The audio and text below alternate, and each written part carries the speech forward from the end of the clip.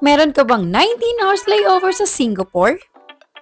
And hanap mo ba itinerary, tips and guides para sa layover mo sa Singapore? Well, perfect na perfect ang video na ito para sa layover nyo.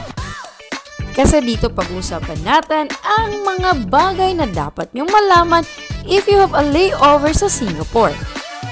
Travel tips and guides dito sa Singapore, and mga tourist spot attractions na pwede nyo mabisita ay makikita nyo sa video na ito. So without further ado, let's get on to the video. Everybody, it's me again, Doksami, and welcome again to our travel. For this vlog guys, may travel na naman tayo and we are going to Singapore. Actually, yung final na country na pupunta natin ay Bangkok. Pero for this trip, inano talaga namin na mag-layover sa Singapore ng 19 hours. Yes, talagang nag-book ako ng 19 hours layover sa Singapore para mabisita din namin yung Singapore. Since ang tagal na namin hindi nakakapunta doon. And for this trip guys, yung airline na binook ko ay yung Scoot. Kasi meron silang option na pwedeng mag-layover sa Singapore. And nabook ko siya sa halagang 4,000 pesos per pax.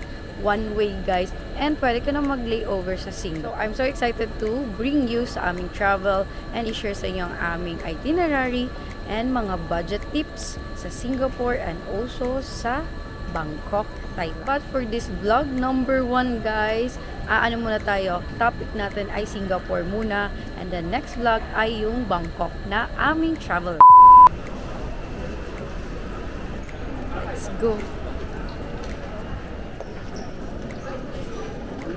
Of course, before mag-check-in, do not forget to pay the Philippine travel tax. For this travel ay Scoot Airline ang sasakyan namin and medyo nalibago talaga kami, pero buti na lang at nakapag-online check-in kami kaya mabilis na lang ang process.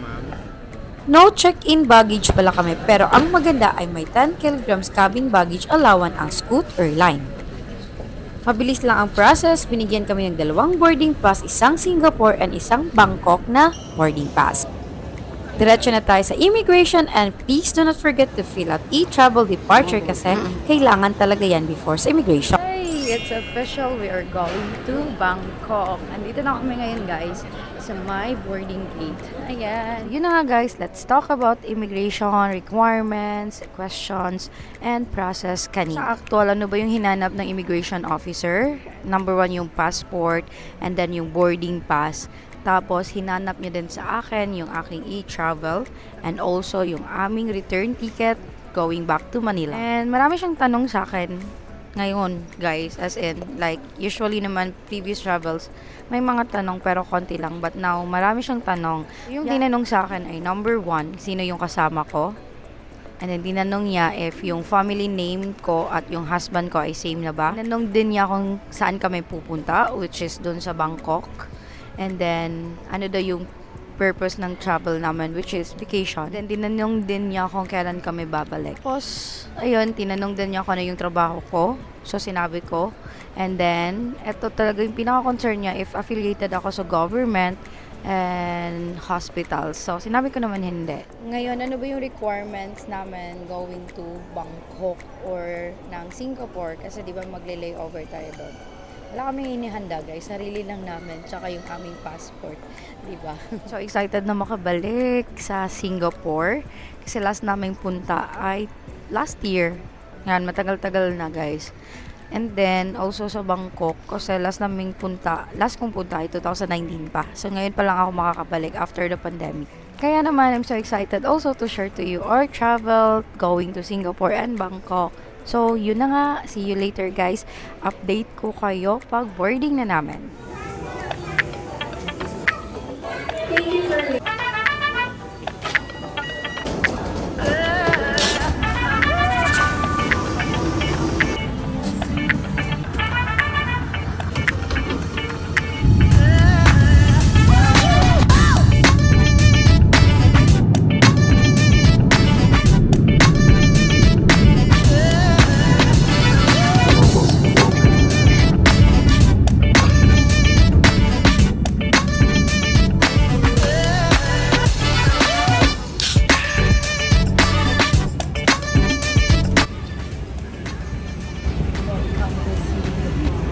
yes, finally we are here in Changi Airport here in Singapore. So, we have a 19 hours layover here and lalabas kami dito sa airport kasi of course, we want to explore Singapore since matagal na kami nakapunta dito guys. Like, a year na talaga. So excited to explore and to eat and to see kung ano yung magawa natin and to share to you kung ano yung mga itinerary na pwede nyong gawin if meron din kayong layover dito sa Singapore. I forgot guys, meron palang kailangan i-fill out na arrival card. So nakapag-fill out ako kanina sa NAIA. Sa website lang din guys. So you can also fill it out kung nasa Pinas pa kayo or dito na din, pwede na guys. So, yun lang yung kailangan nila sa immigration. So guys, since lalabas kami, eto dadaan kami ng arrival sa may immigration hall C. And so lalabas tayo guys. And let's go. Grabe, ang bilis ng immigration dito sa Changi Airport. Grabe. So, make sure na meron lang kayong arrival card para dire-diretso na lang and scan. So, walang tatak guys. Scan lang. Automated kasi siya. And yes, we are finally outside na. Sa may arrival hall na kami guys. Diyan kami lumabas and then dire-diretso na sa may Jewel. Yan guys. Pero eto, hanapin muna namin yung aming locker kung saan kami mag-iiwan ng gamit. So, eto. Let's see kung saan pwedeng iwanan tong mga gamit namin before tayo gumala. Yan guys, pansin nyo, naka-change outfit na tayo. Diba? Before tayo mag-proceed guys, wala tayong internet. Kahit one day lang tayo. Alam nyo na, internet is life. So, bumili ako ng internet sa Klook, which is around 347 pesos. So, meron siyang 100 gig, good for 10 days. So, ito, kiklaim natin, guys. Ngayon ko lang siya na-book. Time check, 11:39 and 19 hours yung layover natin dito. So, tara, excited akong lumabas. Pero kukuha talaga tayo ng SIM card kasi hindi pwedeng wala tayong SIM card, guys.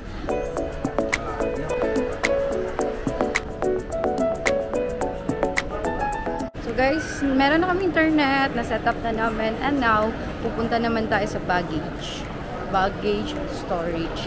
Kasi iwan namin yung mga gamit namin, and then, eto, explore natin saglit ng Jewel, kasi baka mamayang gabi, wala na siyang ilaw guys, baka gabihin kami pagbalik sa airport.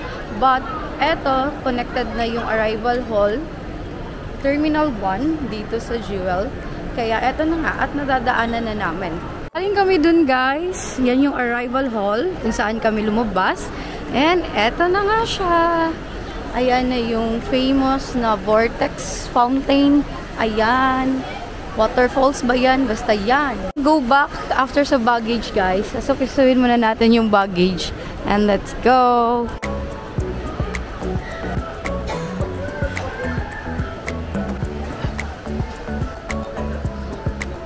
So, we are done with the baggage storage. Tapos, yung nabayaran namin is around 960 pesos. Dalawang bag siya, guys. And then, yung isang bag cost around $11.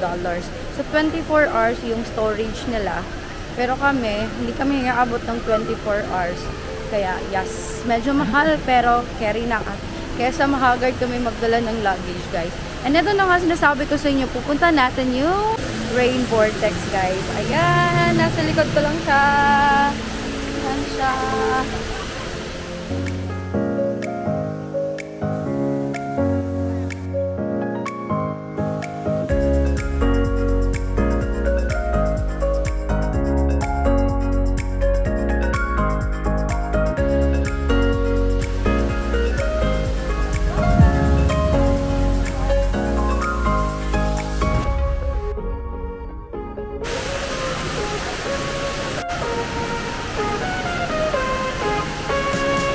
We are done with the Jewels guys and gutom na kami. So eto, magta-taxi or mag-grab na lang talaga kami going to our destination. Hulaan nyo kung saan, sa Little India. Nakabook na ako ng Grab guys and yes, hindi kami nag-train or nag-bus going to the city center kasi 19 hours lang kami dito and alam nyo ba na grabe ang lakaran dito sa Singapore guys. Baka maubos yung oras namin, kakalakad pa lang. So yung nabook ko sa Grab is around 26.60 Singaporean dollars. Kakonvert natin yan dito. Yan. Yan na nga. But if you want na makatipid guys, you can always ride MRT kasi napaka-convenient and efficient din ng train station nila dito sa Singapore. And I recommend you purchase single tourist pass for unlimited ride of public transport. For 17 Singaporean dollars, you can avail single tourist pass and you can purchase this one sa Changi Airport Terminal 2.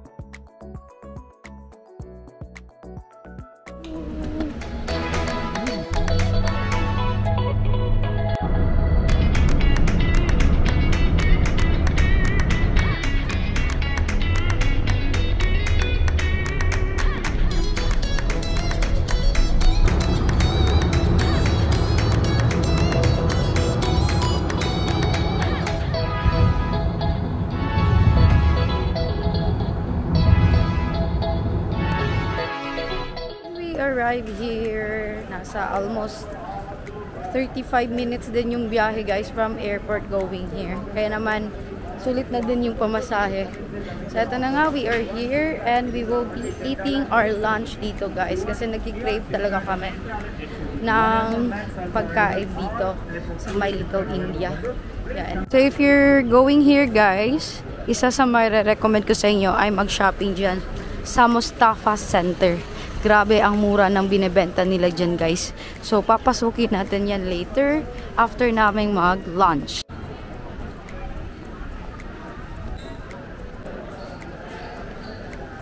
We are finally seated here sa may Al-Mubin restaurant guys. Tapat lang siya ng Mustafa Center and then nag-crave talaga kami guys. Kaya excited to eat here. After 1 year, ngayon pa lang kami makakabalik. And ito yung sinasabi ko sa yung Mustafa Center guys. Diyan lang yung Mustafa Center and dito lang yung Al-Mubin. Ayan. Al-Mubin.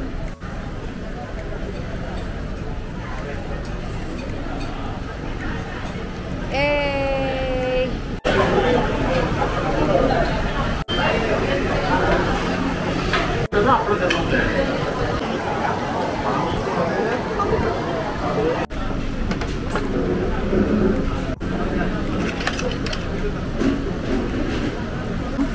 Yummy.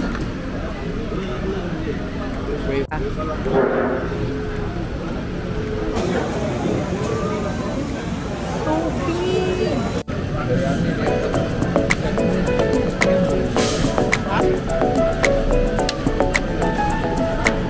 Fine.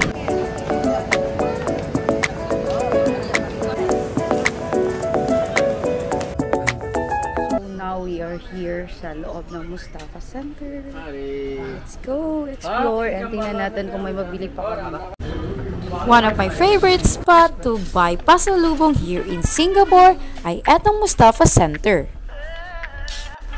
Kasi naman, Mustafa Center is a shopping paradise here in Singapore. It offers an affordable services and products kaya naman talagang gusto ko ditong mamili ng mga pasalubong, souvenirs, chocolates, and all. Mustafa Centers open 24 hours and located here in Little India. Kaya naman again, I recommend na bisitahin niyo tong Mustafa Center. Alam niyo bang sarap mamili dito guys? Kasi hindi pwede, wala kaming bagahe. And then, dito yung final naman na pupuntahan, di ba? Sa Bangkok pa kami. So yun, sightseeing na lang muna, window shopping. Pero ang sarap talagang mamili guys, grabe.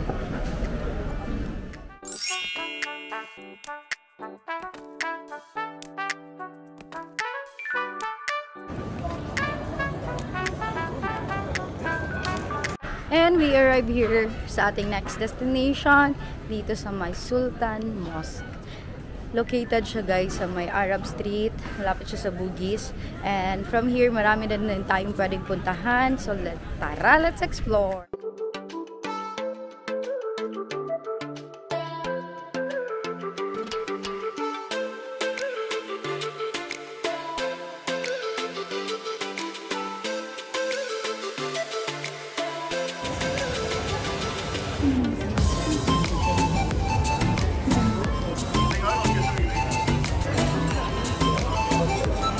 ito pala yung Kampong Glam Heritage Trail. Yan, so tapos na kami dito sa may Arab Street, tsaka sa Sultan Mosque. Now, next namin pupuntahan ay ang Haji Lane, which is walkable naman from our location. Actually, ang lapit na lang guys, andyan lang siya. Let's go!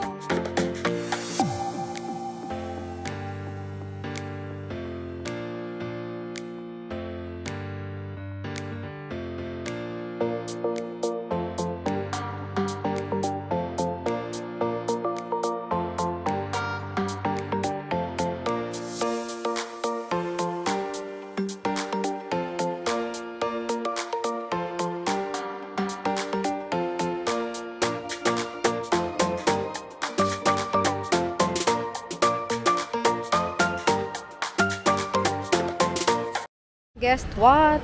We are here sa may One Fullerton na malapit sa Merlion Park. Andun na yung Merlion.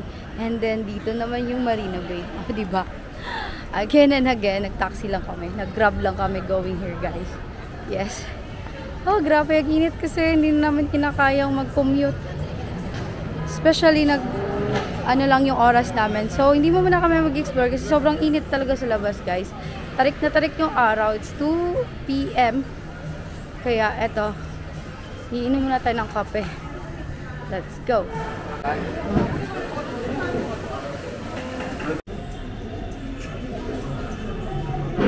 So, eto, nag-chill muna kami, guys. Kasi sobrang init talaga sa labas. So, we are here at Starbucks, One Fullerton. So, malapit na lang siya sa Merlion Park and then Marina Bay.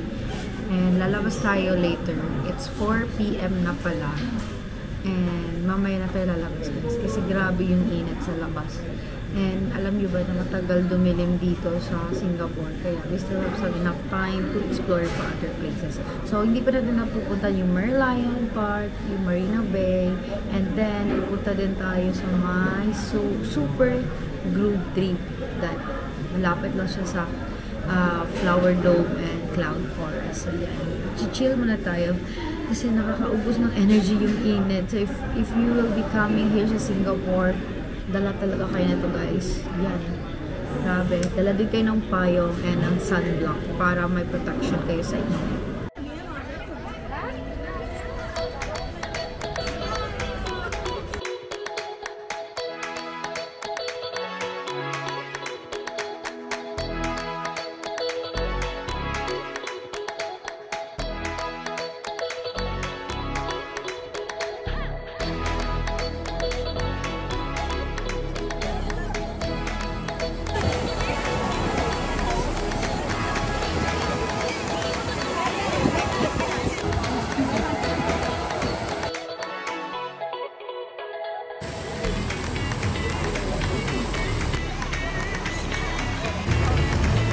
Done with the Merlion, guys, and we are going now to Marina Bay Sands. Ayan.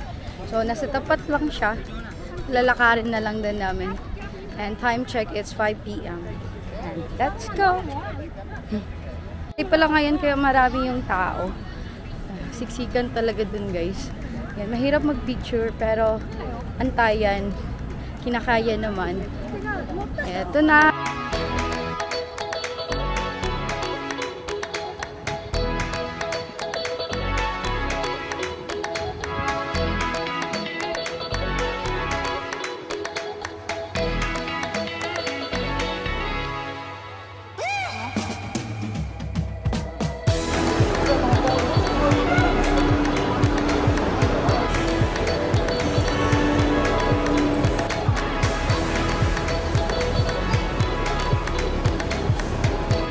Ito, guys, we are here sa my Marina Bay Sands.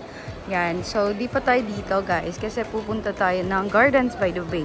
And to go to Gardens by the Bay, dadaan ka dito, tapos doon aakyat ka doon sa may bridge na yan para dire-diretso na lang. Huwag na kayong lumabas kasi mas matatagalan and mahirap pag lalabas na kayo.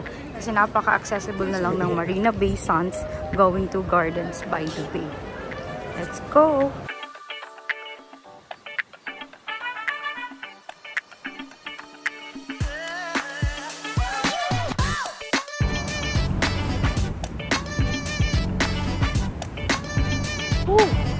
Diyan kami nanggaling sa may Marina Bay Sands. And tingnan nyo naman ang haggard ko na guys. Ayan.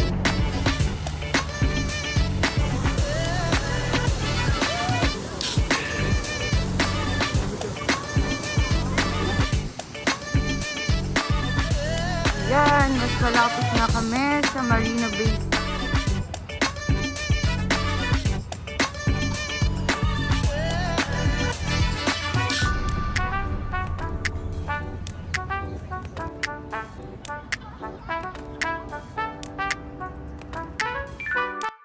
It's getting late, so we are here sa Bayfront MTR and we decided to go back to Changi Airport.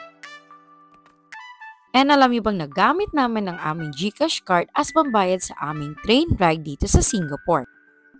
You can use your other card basta contactless enabled siya and look for this sign and itap niyo lang siya sa mga MTR fare gate. Sobrang na-amaze and happy namin kasi nagamit namin ang aming GoTime and GCash card dito sa Singapore. Kaya ibig sabihin hindi na namin need bumili ng single entry ticket as pambayad dito sa MTR dito sa Singapore. We are here sa may Changi Airport Terminal 1 and we are back again at 6 p.m. and hindi na namin kayang mamasyal guys. Pagkarating namin sa Changi Airport Terminal 1 ay diretso na kaming pumunta sa Departure and Immigration since may boarding pass na kami going to Bangkok. Naka-automated pala ang immigration nila dito kaya wala namang gaanong tanong and diretso na. So we just passed the immigration and we are inside the boarding area here at Changi Airport Terminal 1. So ngayon hanapin natin guys ay yung lounge kung saan tayo mag-stay. Kasi nga overnight tayo dito sa Changi and we need some place to relax and makatulog. So maghahanap tayo. So ayan, may nahanap kaming snooze lounge and yun yung pupuntahan namin guys. Sana may bakante pa para makapag-relax tayo. Sorry. Third na. Kung wala. Tara, snooze lounge no? Hey guys, I am back and right now we are here at Changi Airport Terminal 1. Ayan. Pumasok na kami ng maaga, like 6 p.m. Andito na kami sa airport. And then, inuna talaga namin maghanap ng snooze lounge. Kasi dito kami matutulog. And alam niyo naman na tomorrow pa, 5 a.m. yung flight namin. So, para makapag-relax kami ng maigi, ayan, sinicure talaga namin yung aming matutulugan.